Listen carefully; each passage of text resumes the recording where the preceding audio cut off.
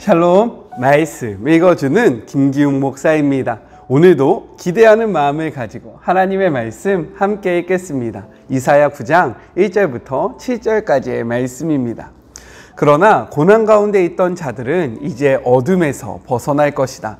전에 주께서 스브론 땅과 납달리 땅을 불명의 가운데에 두셨지만 이제 그 지역 전체를 곧 바다 따라 난 길과 요단강 건너 국제적인 성읍 갈릴리를 영광스럽게 만드실 때가 오고 있다. 어둠 속을 헤매던 백성이 큰 빛을 보았다. 짙은 그늘이 드리운 땅에 살던 자들 위로 빛, 구름 사이를 뚫고 햇살이 비추었다. 주께서 그 나라를 다시 사람들로 북적이게 하시고 그들의 기쁨을 넓혀주셨다. 주 앞에서 그들이 얼마나 즐거워하는지요. 축제의 기쁨, 풍성한 선물과 따뜻한 인사를 나누는 큰 축일의 기쁨. 압제자들의 학대와 독재자들의 잔인함, 책찍질, 몽둥이질, 욕설들이 다 사라졌다. 이제 끝났다. 이 구원은 전에 기드온이 미디안 족속을 꺾었던 승리만큼 놀라운 구원이로다. 침략 군대의 군하들, 무고한 피로 얼룩진 겉옷들이 한 무더기로 쌓여 불살라질 것이다. 며칠 동안 타오를 것이다. 이는 우리를 위해 한 아이가 태어났기 때문이다. 그 아들을 우리에게 선물로 주셨기 때문이다. 이제 그가 세계를 통치할 것이다. 그의 이름은 놀라우신 조언자, 전능하신 하나님, 영원하신 아버지, 온전케 하시는 왕이라 불리리라. 그분의 통치권 점점 커지고 그분의 온전하심 끝이 없으리라. 그분은 역사적인 다윗 보좌에 앉으셔서 약속된 왕국을 다스리시고 그 왕국 굳게 세우셔서 세세토록 다스릴 것이다.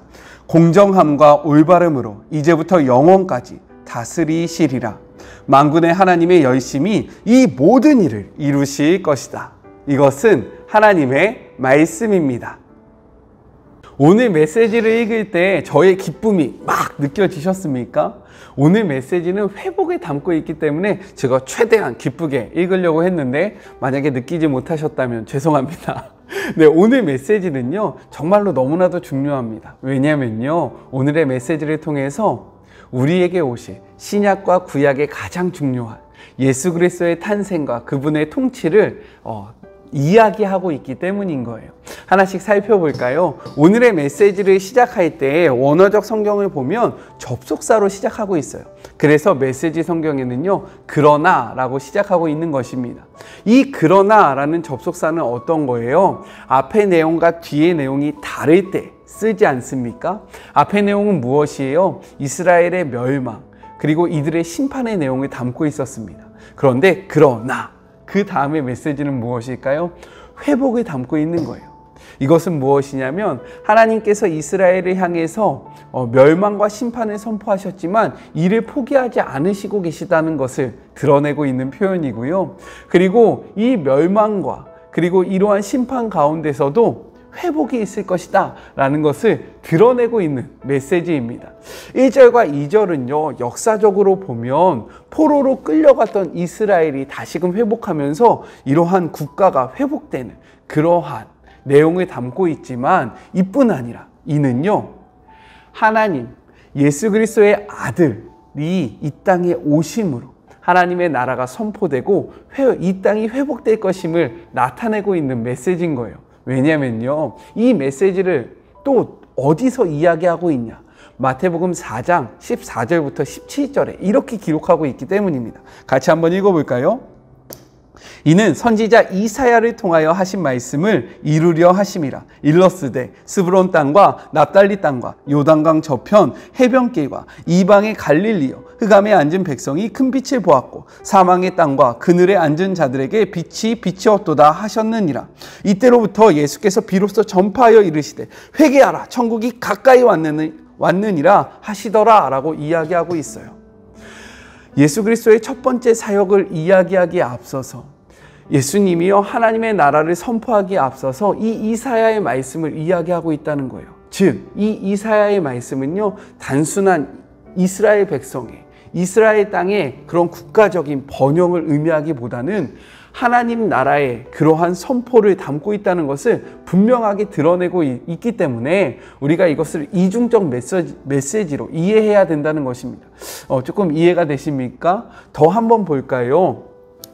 그런데 지금 이 1절의 말씀을 보면요, 이렇게 기록되어 있어요. 예수께서 스브론 땅과 납달리 땅이 멸시를 당하게 하셨더니 라고 기록되어 있습니다. 실제로요, 스브론 땅과 납달리 땅은요, 주전 8세기 후에 아수르의 침략으로 인해서요, 철저하게 패망하게 됩니다. 정말로 황폐한 땅으로 변하게 돼요.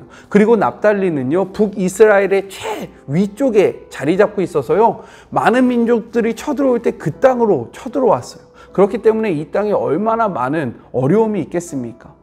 그래서 성경은요, 이 땅이 황폐하게 되었다라고 이야기하고 있는 거예요. 그런데 그 다음에 읽어보면 이렇게 기록되어 있어요. 여호와께서 그 후에 해변길과 요단 저쪽 이방의 갈릴리를 영화롭게 하셨느니라 라고 이야기하고 있죠. 영화롭게 하셨대요.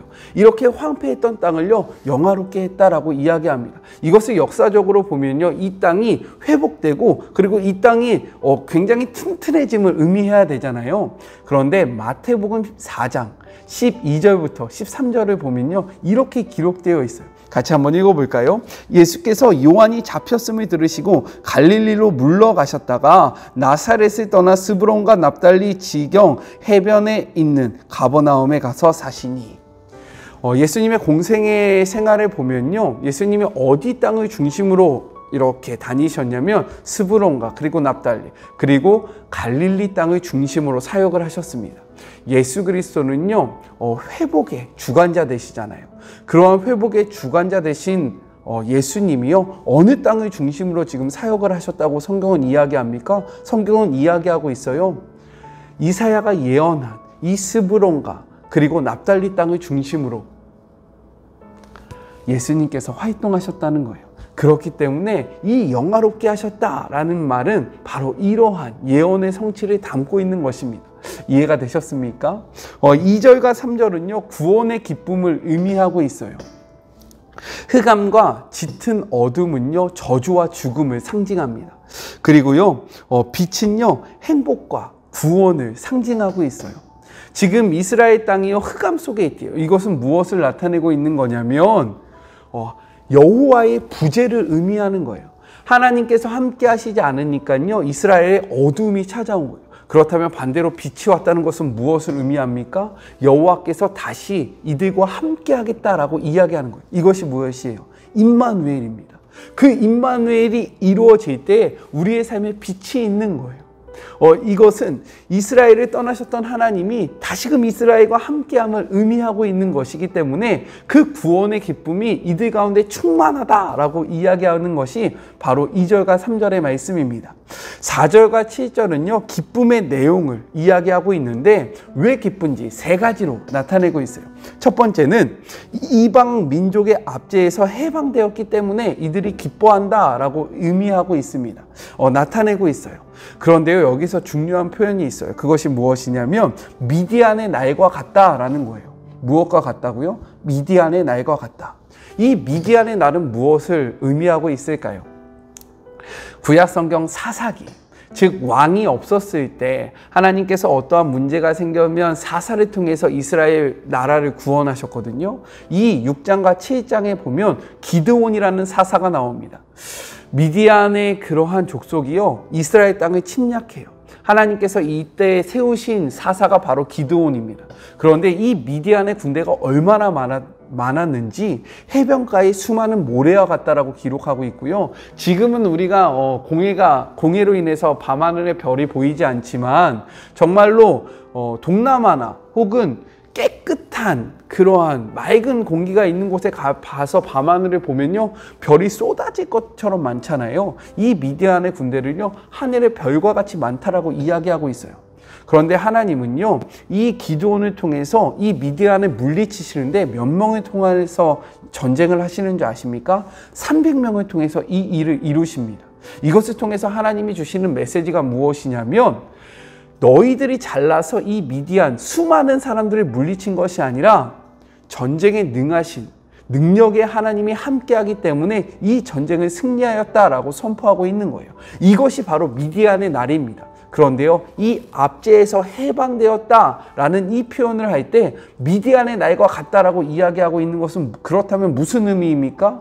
이것이 주체가 이스라엘이 잘났기 때문에 압제에서 해방된 것이 아니라 하나님의 강권적인 주권에 의해서 하나님의 능력으로 인해서 이스라엘이 해방을 받았다라는 것을 나타내고 있는 표현인 거예요. 이해가 되십니까?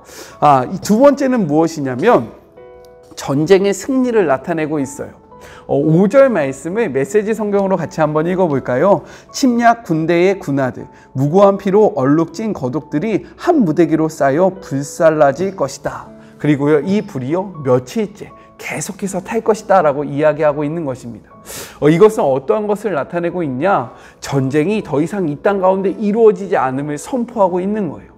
전쟁에 썼던 모든 물건들을 불태운다는 것은 무엇입니까? 전쟁이 끝났고요, 앞으로 전쟁이 없음을 선언하고 있는 거예요. 그렇기 때문에 우리가 기뻐해야 한다라고 이야기하고 있는 거죠. 마지막 세 번째, 이것이 정말 중요한데요, 한 아이의 탄생으로 말미암아 우리가 기뻐할 수 있다라고 이야기하고 있는 거예요. 이 한 아이를요 4가지 이름으로 표현하고 있습니다. 그런데 혹시 기억나세요? 제가 히브리어에서 이름은요 단순한 호칭이 아니라 그 대상의 본질, 그리고 그 대상의 속성을 의미한다라고 했던 말 기억나십니까? 이 4가지의 이름의 뜻을 하나하나씩 살펴볼게요. 첫 번째로 무엇이냐면 개역개정에서는요 이를 이렇게 표현하고 있어요. 기묘자라, 묘사라, 전능하신 하나님이라, 영종하시는 아버지라, 평강의 왕이라, 이렇게 4가지를 나타내고 있어요. 메시지 성경에서는요 놀라운 조언자, 전능하신 하나님, 영원하신 아버지, 온전케 하시는 왕, 이렇게 4가지를 나타냅니다.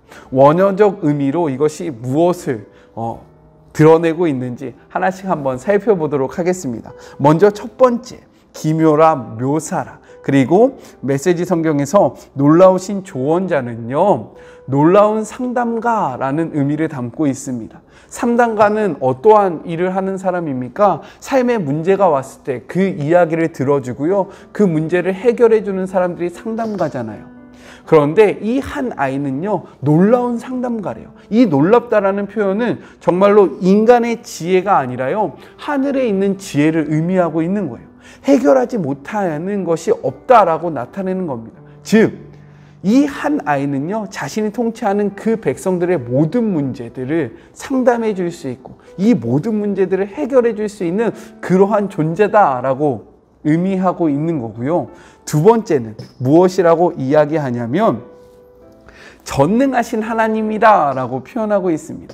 전능하다라는 것은요 용감하다라고도 번역이 되어지는데요, 이는요 전쟁에 능한 하나님을 나타내고 있어요. 이 한 아이는요 또 어떠한 존재이냐? 전쟁에 능한 존재라고 나타내고 있는 거죠. 어떠한 민족, 어떠한 사람들이 쳐들어와도 자신의 백성을 든든하게 안전하게 지킬 수 있는 존재다라고 선포하고 있는 거예요. 세 번째로는요 영존하시는 아버지라고 이야기하는데요, 이는 무엇을 나타내느냐? 고대 근동 사회에서 아버지는요 단순한 육체적인 그런 아버지뿐만 아니라 우리의 보호자, 이러한 보호자의 의미를 아버지라고 지칭했습니다. 즉 전쟁에 능한 그러한 이가요 마찬가지로 우리를 보호해 주실 것인데요, 언제까지 보호해 주실 것이냐? 끝까지 영존하신, 영원히 보호해 주시는 우리의 그러한 존재다. 그러한 아이가 바로 우리의 그 태어날 아이다 라고 이야기하고 있는 거예요. 어느 한 부분만, 어떠한 시간만, 요만큼만 보호해 주는 것이 아니라요 영원히 우리를 보호해 줄 자가 바로 앞으로 태어날 한 아이라고 이야기하고 있는 것입니다. 마지막 4번째는 무엇입니까? 평강의 왕이라고 이야기하고 있어요. 평강의 샬롬을 나타내는데요, 샬롬은 전쟁이 없는 상태를 의미합니다. 전쟁이 없는 평화로운 상태를 의미하는 거예요. 그리고요 또 샬롬은 어떠한 의미를 담고 있느냐? 단순히 전쟁이 없는 것에서 그치는 것이 아니라요 우리의 삶 속에 부족함이 없는 상태를 바로 샬롬이라고 나타내고 있는 거예요. 즉 우리의 삶에요 전쟁이 없어요. 그런데 우리의 삶이 궁핍해요. 너무나도 어려워요. 이것은 샬롬이 아닙니다. 전쟁이 없는데요, 우리의 삶에 부족함이 없어요. 우리의 삶에 모자란 것이 없어요. 우리의 삶이 만족해요. 너무나도 만족해서야 하나의 흠도 없어요. 이것이 바로 샬롬입니다. 앞으로 태어날 이 하나이, 우리에게 올 이 하나이는요, 이러한 네 가지의 속성을 가진 그런 왕이라고 선포하고 있는 것이에요. 그리고요, 마지막 7절 마지막에는요, 이렇게 이야기하고 있습니다. 만군의 여호와의 열심히 이를 이루리라. 이것은 무엇을 나타내느냐? 만군의 여호와라는 호칭이 굉장히 중요한데요, 이 호칭은 아무도 그 뜻을 꺾을 수 없는 하나님의 속성을 이야기하는 거예요. 자신이 약속한 것을 자신이 이루시는, 어떠한 외부적 요인으로도 변하지 않는 그러한 속성이 바로 만군의 여호와라는 이러한 호칭입니다. 즉, 이러한 하나님께서요, 이 모든 일들을 완벽하게 이루실 것이다 라는 것을 선포하고 있는 것이 바로 오늘의 메시지인 거예요. 심판의 메시지가 이루어지다가 어떻게 희망이 느껴지십니까? 이 앞으로 태어날 한 아이는요, 다른 이가 아니라 바로 예수 그리스도이십니다. 이 예수 그리스도가요, 우리의 삶 속에 이 네 가지의 이름의 뜻으로 우리의 삶을 이끌 것이다 라고 이야기하고 있는 것이 바로 오늘의 본문인 거예요. 기쁘십니까? 우리가 믿는 예수님이 어떠한 분인지 확실히 아시겠어요? 이러한 기쁨으로 하나님과 동행하시는 그런 복된 하루가 되시길 주님의 이름으로 축복합니다. 하나님이요, 우리 절대로 포기하지 않으십니다. 우리 같이 기도할까요? 임마누엘의 하나님 감사합니다. 오늘 말씀을 통해서요, 우리에게 심판이 있지만 이 심판이 끝이 아니라 그러나 우리에게 회복이 있음을 말씀해 주심이 감사합니다.